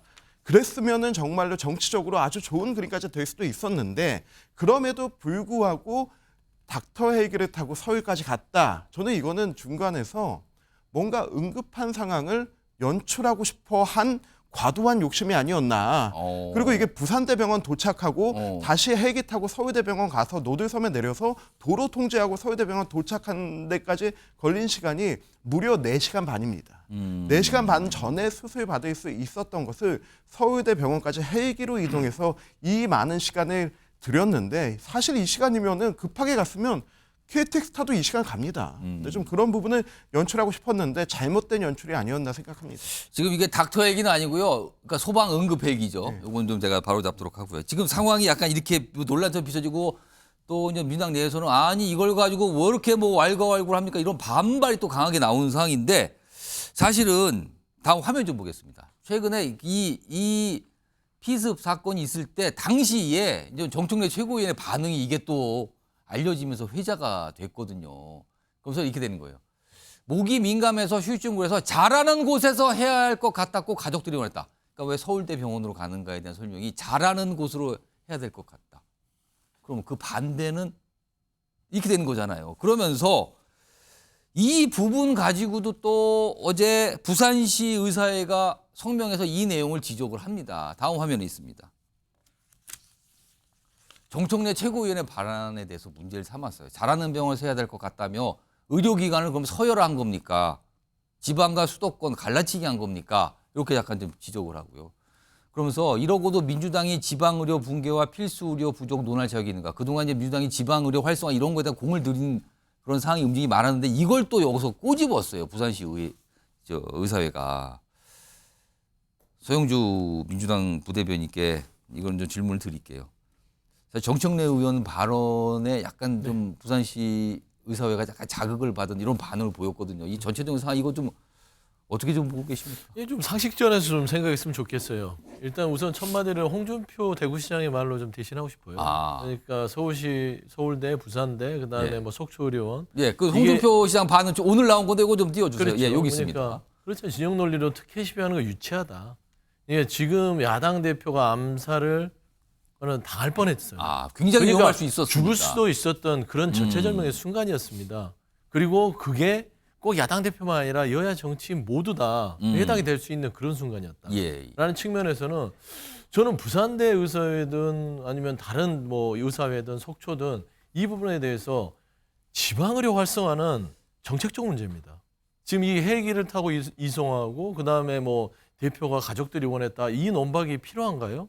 그리고 홍준표 시장 말대로 하면 야당 대표는 그 정도의 공무를 수행하다가 아주 피습을 당했기 때문에 그 정도는 뭐 받을 수 있는 그런 정도의 의전서열은 된다라고 홍준표 시장이 얘기를 해요. 근데 저희들은 그렇습니다. 정청래 의원께서 물론 이게 잘하는 것 발언이 다소 오해를 불러일으킬 수 있어서 사과를 한 걸로 알고 있어요. 하지만 이 자체 뭐 부산 지역이네 광주 지역이네 어디네 해서 이걸 서울대와 끄집어내서 뭔가를 막 이렇게 격차를 스스로들 얘기하고 그다음에 이 자체를 정쟁으로 몰아가려고 하는 것들은 옳지 않다. 이거는 일단 야당 대표의 어떤 뭐 쾌유 그다음에 이 모든 것들이 수습된 다음에 하고요. 그다음에 닥터 헬기나 소방 헬기나 똑같습니다. 응급 헬기에 대한 구조 기준은 똑같습니다. 그리고 그거는 병원에서 판단하고 부산대와 서울대가 그 절차에 따라서 판단해서 보낸 거예요. 그리고 부산대는 본인들이 인정받았잖아요. 응급처치를 정말 잘한 겁니다. 부산대는 그 부분에 있어서는 의료기술이 매우 뛰어나는 걸 인정받았고 응급처치를 잘했기 때문에 가족들이 봐서 수술을 서울대에 가서 받아도 될 만하구나 라고 부산대 쪽에 의료를 요청을 했었을 것이고 부산대 병원 쪽에서 절대 안 됩니다. 이거는 이송을 했다가 위험합니다. 못 갑니다라고 결정을 했다면 절대 안 된다고 얘기를 당연히 했겠죠. 그렇죠. 근데 의사들이 의료진이 판단했을 때 그렇다면 가족을 존중해서 좀 긴급 이송을 해서 가서 좀 수술하는 게 좋겠다라고 판단해서 이루어진 것인데 마치 뒤늦게 이런 부분들이 무슨 특혜십이다. 홍준표 시장 말 다시 얘기하면 유치하다. 그런 말씀 드시나요? 자, 이런 얘기가 나오니까 이제 정치권에서 이제 뭐 설랑설레들 하는 과정에 지금까지 민주당에서 이제 지역 의료 활성화, 지역 의료와 격차 해소 뭐 이런 거에 대해서 공을 들인 이런 부분이 또 다시 또 회자가 되는데 그 부분 영상도 좀 준비된 게 있습니다. 보겠습니다.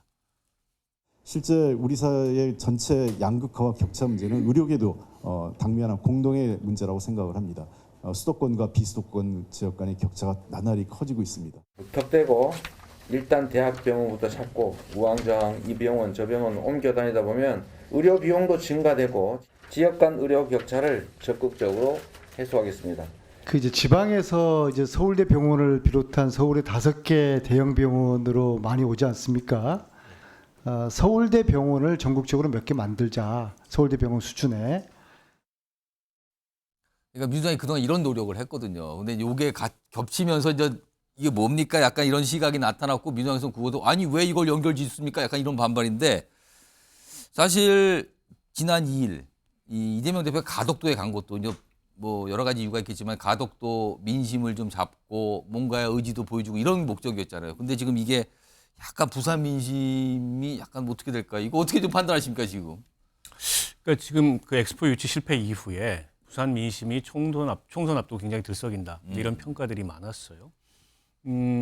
그래서 그런지 이번 사안을 둘러싸고 여러 가지 좀 정략적인 의도들이 좀 개입돼 있는 게 아닌가 싶은데요. 당시에 굉장히 어쨌든 응급 상황이었고 그렇죠. 긴급한 상황에서 그 가족들이나 또 민주당이 그런 판단을 내린 거예요. 만약 정말 의학적으로 절대 불가능한 일이었다면 부산대에서 허용을 안 했을 겁니다. 그러나 다소간의 위험성은 있지만 어쨌든 당사자들의 의견을 존중해서 그런 절차가 이루어진 거죠. 근데 이제 몇몇 발언들이 제가 보기에는 조금 정치적으로 정무적으로 서툴렀고 어떻게 보면 이런 그 사태를 낳을 수 있는 그런 여지를 줬다는 거죠. 부산시 의사회가 이제 그런 부분 지적했는데 그 의사회 반응은 좀 어떻게 보세요? 그러니까 저는 뭐 되게 지역에 약간 뭔가 섭섭함을 많이 담은 것 같아요. 오랫동안 거기다가. 이제 지역 예. 의료계나 이런 쪽이 소외감들이 크기 때문에 또 워낙 격차가 크고 또 이상하게 이 수도권 중심주의가 특히 수도권 사람들에게 남아 있고 또 지역에서도 뭔가 큰 병이 걸리거나 아프면은 일단 서울의 5대 병원 찾아오고 보는 이런 관행들이 있거든요. 예. 근데 이제 부산대 권역외상센터 같은 경우에 대한민국 최고 수준의 뭐 평가를 굉장히 높은 평가를 받고 있다고 있습니다. 그래요. 그럼에도 불구하고 이게 서울대 병원과 비교해서 마치 부산대 권역외상센터의 의료 수준이 떨어지는 것 같은 이제 이런 선입견을 낳을 수 있는 장면이기 때문에 그에 대해서 서운함을 내비쳤다고 보고요. 저는 그래서 민주당이 우리의 진이나 이런 게 그게 아니었는데 왜 예. 이런 구도를 만드느냐 컴플레인 할 게 아니고 이런 문제는 총선에 악재가 안 돼도 빨리 풀어야 됩니다. 예. 그래서 대한의사협회도 찾아가고 예. 부산대 그 의사회도 부산 의사회도 찾아가고 부산대 병원도 찾아가고 이렇게 다른 해가지고 지역 의사에도 약간 그런 비슷한 성명을 내려는 분위기들이 아니 있나 그러니까요. 봐요. 빨리 지금. 이거를 그 쟁점을 만들지 이 쟁점이 안 되도록 그 문제를 해결해야지 우리는 그런 의도가 아니었다라고 반발하는 것으로는 오히려 사태를 좀 악화시킬 수 있을 것 같다. 왜냐하면 실수가 있었거든요. 정청래 의원의 그런 발언이나 서울대병원 집도위의 그런 발언은 굉장히 부적절했습니다. 알겠습니다.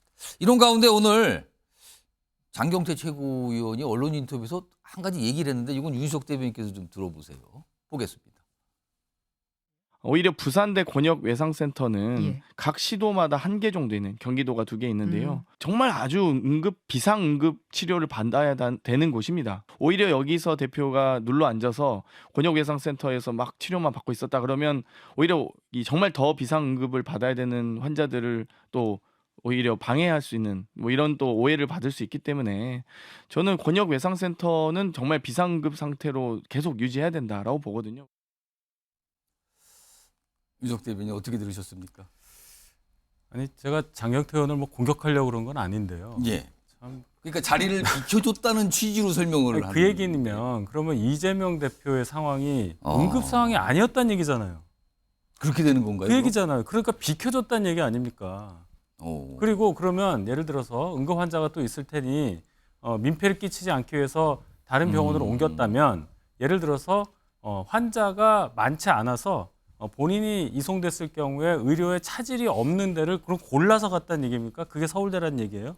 그것도 아니잖아요. 정청래 의원 얘기 들어보면 더 잘할 것 같은 병원에서 옮겼다는 거 아닙니까? 그 결정에 대해서 가족이 한 거에 대해서는 제가 뭐라고 말씀 안 드리고 이재명 대표도 경황이 없었고 위중한 상태이기 때문에 아무래도. 판단을 안 내렸으니까 그렇겠죠. 그분들에게는 뭐 전혀 제가 뭐라고 말씀드릴 수는 없는데 옆에서 정무적으로 보좌하는 그 민주당 분들의 정무 보좌 능력이 상당히 문제가 있다고 보는 거예요. 어떻게 뭐 그 상황이 일어난 이후에 얘기를 저런 식으로 푸느냐. 근데 장경태 최고위원은 오늘 한 얘기예요 또? 그러니까요. 그러니까 무슨 생각을 하냐. 그냥 무조건 방어만 하려고 하다 보니까 본인도 자기가 무슨 말인지 모르는 정도까지 간 거고 또 하나 아까 서운숙 최고위원은 부산에서 구청장 하시던 분이에요. 부산 민심을 그래도 좀 다독여주는 분인데 마치 부산에 계신 의사분들하고 한번 논쟁해보겠다는 얘기처럼 무슨 부산시 의사회가 정쟁을 유발한 겁니까? 사회적으로 그렇게 보여서 의사분들이 얘기한 거잖아요.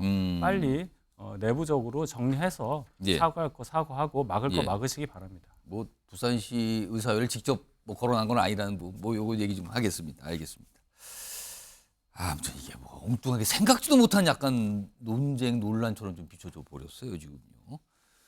자, 지금 시각을 보니까요. 오후 6시 35분 좀 빠르게 지나고 있습니다. 여러분께서는요. 대한민국 시사 1타 방송 MBN 뉴스와이드를 지금 보고 계십니다.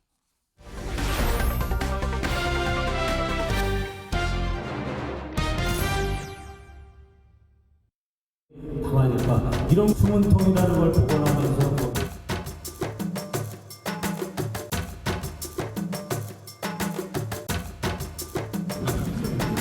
허식 전치에 있고 일단 모르는 분이고 내용을 모르는 내용에서 제가 말씀드린 문제는 아니라고 말씀드렸고 아까 5.18에 관한 우리 당과 저의 확보하고 기본적인 말씀을 여러 차례 설명드린 바 있습니다. 우리 당은 다양한 생각을 가지신 많은 분들과 함께 하겠지만 국민들이 전혀 공감하지 않으시는 극단적인 혐오의 언행을 하시는 분들은 우리 당에 있을 자리가 없을 겁니다. 극단적 주장들이 주류가 되어버린 소위 개딸 전체주의 같은 것은 우리 국민의힘에는 발붙일 수 없어야 합니다. 자, 최근에 이제 어제 사실 이 광주 방문 그리고 5.18 묘역까지 했는데 또 이게 비슷한 시기에 이제 보도를 통해서 알려지는 게 국민의힘 소속의 한 지방의회 의장이 5.18과 관련돼서 약간 논란이 있는 어떤 모습이 있었잖아요. 그걸 갖고 이제 설명을 된 건데 어제 오후에 국민의힘에서 알린 내용인데 이렇습니다. 5.18 폄훼 신문 이것 때문에 논란이 됐었죠. 이걸 돌려서 허식 의장 징계 논의 5.18 폄훼 논란 엄정하고 신속히 대응하라. 그러니까 뭔가 하겠다는 거예요. 지금 이건 가만히 있지 않겠다. 뭔가 조치 취한다. 이게 어제 나왔거든요. 그리고 오늘 아까 방금 들으셨는데 한동훈 비대위원장이 오늘도 이와 관련돼서 아주 구체적인 얘기를 합니다. 들어보겠습니다. 자유로운 언행과 극단적 언행은 어떤 경우에 있어서 모호한 경계가 있는 경우가 많잖아요. 그렇지만 경계가 모호하다고 해도 그게 경계가 없다는 걸 의미하는 건 아닙니다. 그 여부를 국민의 눈높이로 판단해서 국민이 수용할 수 없는 극단적 혐오 언행을 하시는 분은 당에 자리가 없는데 무슨 공천을 얘기하고 있습니까? 자, 이승환 전 행정관. 그럼 앞으로 국민 내부 어떤 인사들이 관련 인사들이 이제 극단적인 발언, 그러니까 국민 다수가 생각하는 거와 다른 발언들 이런 걸 자꾸 내놓으면 공천 꿈도 꾸지 마세요. 이렇게 되는 겁니까 이제? 그렇게 가야죠.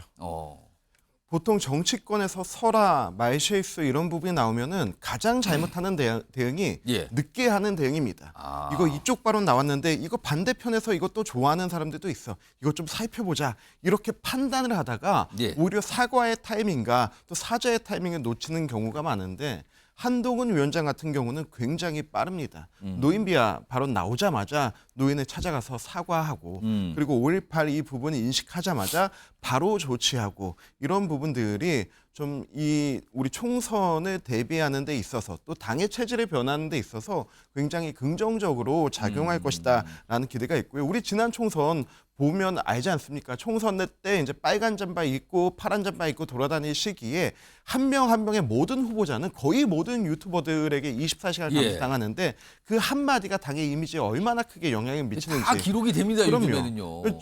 얼마 전만 하더라도 민주당에서 암컷 발언이라든지 이런 부분들이 굉장히 또 국민들 분노케 하지 않았습니까? 이런 부분은 우리 당뿐만이 아니고 총선을 준비하는 모든 당이 좀 경각심을 가지고 이번 총선부터는 그런 막말에 휘둘리는 그런 선거 문화가 좀 없어지기를 바라봅니다. 박원석 전 의원님, 한동훈 비대위원장 약간 설화성 이런 모습과 행동에 대한 위기 대응 속도 굉장히 좀 빠르다고 보십니까? 어떻게 평가하실까요? 뭐 어쨌든 신속하게 그런 문제에 대한 이제 입장을 정리해가고 있다고 볼 수 있을 것 같은데요. 이게 총선 앞두고 말로 이 선거를 그르치는 경우들이 그동안에 많았어요. 그리고 이번에 한동훈 비대위원장이 들어서자마자 비대위원으로 위촉했던 분 중에 한 명이 노인 폄훼 발언, 일제 식민지 지배를 미화하는 발언 등등으로 인해서 결국에 비대위원직에서 그만뒀는데 아마 그 과정에서 이게 당내에 뭔가 이게 혐오 발언이라든지 부적절한 언행으로 인한 이 총선에 있어서의 악재 이런 것들을 경계해야 되겠다 이런 생각을 한 게 아닌가 싶은데요. 근데 이제 5.18 같은 경우에 저는 그 5.18 정신을 헌법 전문에 넣는다는 이제 한동훈 비대위원장의 얘기를 들으면서 자동적으로 정광훈 목사 얼굴이 떠올랐거든요. 제가 무슨 말씀을 드리는 거냐면은 5.18 문제에 대해서 국민의힘이 이 정말 5.18 정신을 이 당 차원에서 하나의 가치로서 존중하고 한다고 거듭 천명함에도 불구하고 거듭 그와 관련된 이런 부적절한 언사들이 반복돼 왔거든요. 지금까지 도돌이표처럼. 김종인 비대위원장 시절에 망월동 찾아가지고 무릎 꿇고 또 5.18 가치를 국민의힘이 받아들이고 헌법 전문에 포함하겠다 했는데 그 뒤에도 뭐 이를테면 지금 뭐 강원지사 하시는 김진태 지사라든지 또 몇몇 그 부적절한 발언으로 당을 나가시게 된 분들도 있고 얼마 전에도 이제 뭐 이 정광훈 목사를 김재원 최고위원이 찾아가서 헌법 전문에 넣는 거 저도 반대합니다. 근데 이런 일이 일어났잖아요. 그럼 과연 한동훈 비대위원장의 저런 그 헌법 전문 수록 1000명 이후에 앞으로 국민의힘에서 그런 일이 다시 안 일어날까? 그러니까 중요한 거는 그거를 헌법 전문에 넣겠다고 의지를 보이는 것뿐만 아니라 다시는 그런 일이 일어나지 않도록 바꾸는 건데 그런 점에 있어서 여전히 한동훈 비대위원장한테 뭐 상당한 과제들이 저는 있다고 보입니다. 그래서 그런지 그런 걸 위해서 이제 공천 얘기를 딱 꺼내놓은 거죠. 공천이 정치에겐 제일 무서운 거 아닙니까? 이걸 지금 딱 꺼내놨어요, 지금요. 이런 가운데 오늘 한동훈 비대위원장 사실 어떤 시무식 행사 하나 있었거든요. 그리고 오늘 경기도 수원을 방문했죠. 수도권 방문입니다. 영상으로 묶여 있습니다. 보시죠. 그 장치자 여러분들께서 입장하고 계십니다. 큰 박수로 맞이해 주시기 바랍니다. 부탁드리겠습니다.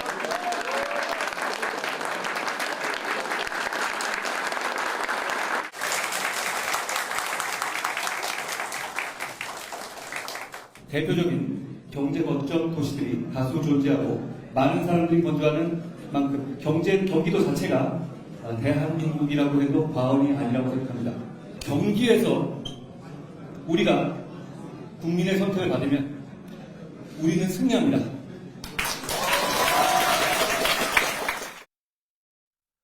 화면 좀 하나 더 보겠습니다. 최근에 행사 모습인데요.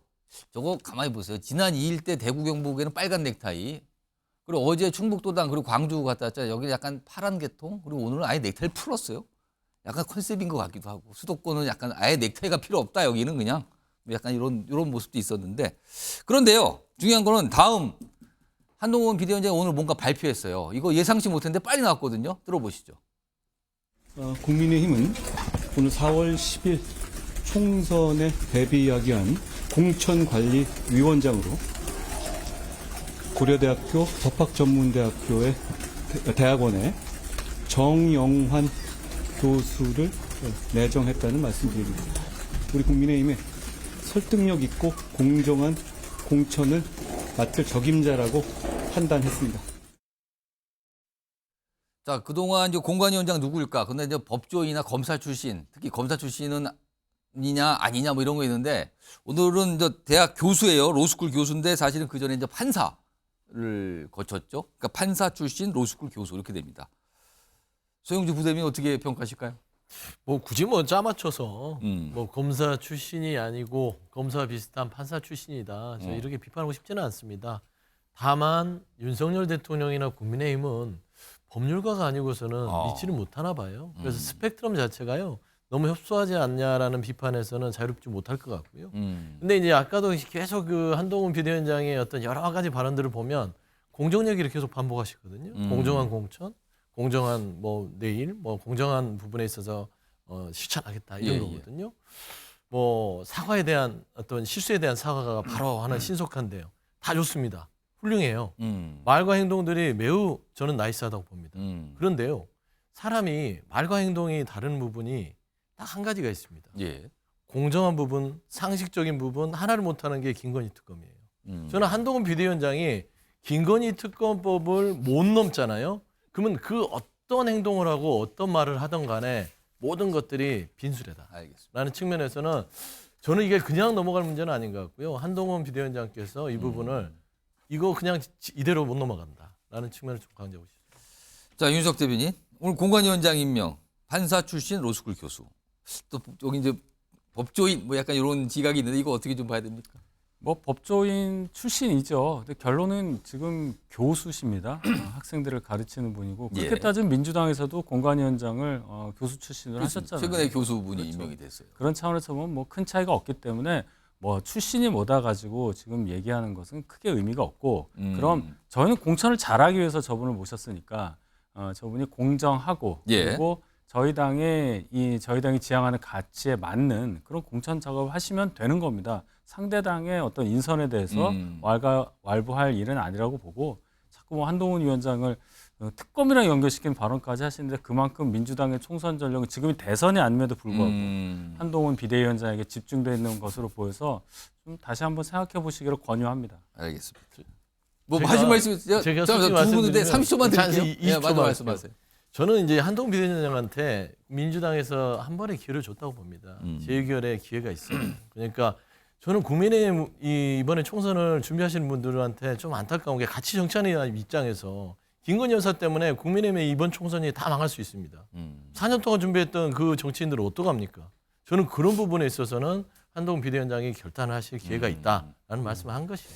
자, 다음이 시간이 많지 않은데 마지막 주제 준비되어 있거든요. 이거 좀 속도 좀 내보겠습니다. 여기 이제 신당이 계속 나옵니다. 여러 가지 신당 얘기들이 지금요. 다음 주제 보시죠. 이낙연, 이준석 함께 빅텐트 물음표. 빅텐트 친화 이렇게 되겠네요. 제목이. 일단 두 인물이 서로에 대해서 한 얘기가 있어요. 들어보시죠. 제게 있어가지고 이낙연 총리라는 분은 저와 다른 점이 있기 때문에 상당히 상호 보완적 결합을 할 수 있는 대상이다라는 기대감은 가지고 있습니다. 예. 양당 정치의 최악의 폐해를 끝내자는 뜻에 동의한다면 누구와도 협력해야 한다는 원칙을 가지고 있습니다. 구체적으로 그분을 언제 만날 것인가 하는 계획은 아직 없습니다만은 협력해야 하는 것은 당연합니다. 네. 그동안 요 정도의 얘기가 나왔는데요. 근데요, 움직임이 있습니다. 다음 보시죠. 화면에 있습니다. 여기 보면 오는 8일 광주에서 토론회가 열리는데 여기에 이준석 전 대표 측, 이낙연 전 대표 측이 동반 참석합니다. 인물이 누군가면요. 여기 천하람, 신경민 토론 참석합니다. 같이 자리라는 거예요. 광주에서. 약간 좀 간단치는 않죠? 장소나 같이 한다는 거. 오, 이게 지금 나와 있어요. 박원석 전 의원님. 네. 혹시 이준석, 이낙연 이른바 제3지대 빅텐트 같이 갈 가능성, 그 텐트 안에 같이 있을 가능성 이거 어떻게 봐야 됩니까? 상당히 있다고 봐야 되겠죠. 일단은 지금 어쨌든 창당 준비는 각각 하고 있지만 결국 양당 정치의 공고한 벽을 넘기 위해서는 힘을 합치거나 협력하지 않으면 안 된다라는 이제 당위성이 크게 부각이 될 가능성이 높고요. 또 어쨌든 이낙연 전 대표도 또 이준석 전 대표도 뭔가 이게 그 억지나 완력이 아닌 합리적인 어떤 설득과 토론에 의해서 우리 정치 문화를 좀 바꿔야 된다. 이런 취지에서 신당을 하는 거잖아요. 그런 점에 공감대가 있기 때문에 아직은 조심스럽지만 양측이 공감의 폭을 좀 넓혀가지 않을까 저는 그렇게 예상을 하고요. 이제 두 분 얘기도 이제 가능성을 열어놓은 얘기잖아요. 원론적인 언급이긴 하지만 그리고 8일날 저 토론회가 아마 지역의 학계 시민사회에서 주최하는 토론회고 거기에 토론자로 양측에 한 분씩을 초청을 한 것 같은데 그 자리를 전후해서도 뭔가의 교감이 형성이 되지 않을까 그렇게 예상을 합니다. 일단 뭐 물밑에서 접촉이 지금 있는 거 아니야 이런 얘기인데 저희가 이와 관련해서요. 지금 천하람 변호사 뉴스와이드가 좀 취재를 했고요. 그리고 민주당 내에서도 관련된 얘기를 또 하신 분이 있어요. 들어보겠습니다. 지금 신당 중에 가장 존재감이 크고 주목도가 높은 저희 개혁신당과 이낙연 전 대표의 신당이 한 자리에 모여서 서로 어떤 방향성을 가지고 지금 신당을 추구하고 있는지 논의하는 자리는 저는 필요하고 이낙연 전 대표는 굉장히 온건하고 합리적인 정치인입니다. 그렇기 때문에 저희가 대화하고 토론할 수 있는 범위에 당연히 들어오시는 그런 분이라고 볼 수 있고요. 만약에 선택을 저희가 신당이라고 하는 걸로 탈당후 신당으로 하는 걸로 결정을 한다면 제 정치 세력 이낙연 전 대표뿐만이 아니고 이준석 등등의 그 제 정치 세력이 한 지점에 모여야 되는 거 아니냐라고 하는 생각을 갖고 있고요. 그런 거를 위한 역할을 저희 원칙한 상식이 좀 해볼 예정입니다. 이승환 전 의원과 한 1분 한 30, 40초 남았는데 이준석, 이낙연 두 인물이 손을 잡고 이른바 빅텐트를 치게 되면 그 빅텐트의 정체성은 뭐고 그 빅텐트에는 어떤 간판이 걸리는 겁니까? 이게 빅텐트가 아니고 노텐트고 무텐트죠. 저는 이건 텐트가 아니라고 봅니다. 제가 이준석 신당에 대해서 그래도 이제 같은 또래 정치하는 사람으로서 기대감을 가지고 있는데 두 가지 장면에서 실망을 했습니다. 첫 번째가 서울역 대회의실에서 이제 신년 한례식을 했던 모습. 그리고 두 번째가 오늘 인재 영입 첫 번째를 발표한 모습인데요. 저는 이 모습을 딱 보면서 지금 우리나라에 남아있는 정당 중에 민생당이라는 당이 있습니다. 왠지 여기서 많이 봤던 분들인데 라고 하는 느낌이 들었는데요. 민생당이 어떤 정당이냐면 새누리당에서 바른정당 나왔죠. 그리고 이제 민주당에서 국민의당 나왔죠. 그리고 바른정당에서 함께 있다가 또 민주평화당과 새로운 보수당으로 나눠지고 그리고 나서 그 어느 곳에도 가지 못한 사람들이 민생당인데요. 지금 딱 그분들 모아놓고 있어요. 그분들 모아놓고 그분들은 전부 다 이 보수 진영, 진보 진영에서 이렇게 계셨던 그분들인데 예. 과연 그분들과 함께 어떤 새로운 정치를 할 수 있겠는가라고 하는 회의감이 들지 않을까 하는 그 생각이 들고요. 예. 그리고 이준석 대표에게 원하는 것은 젊은 정치, 새로운 정치인데 일단 새롭지 않고 구성원들 자체도 어떤 젊거나 신선함이 없다는 것. 이 부분이 지금 당원 뭐 3만 명 넘었다라고 하는데 그분들의 세력으로 오는 것이 예. 더한 것은 없을 것 같습니다. 일단 뭐 여러 가지 일정들이 있어요. 7일 일정도 있고 계속 뭔가 당원 모임도 있으니까 이런 건 좀 지켜봐야 될 상황입니다. 아무튼 여러 가지 움직임들이 꿈틀대는 것 같긴 합니다.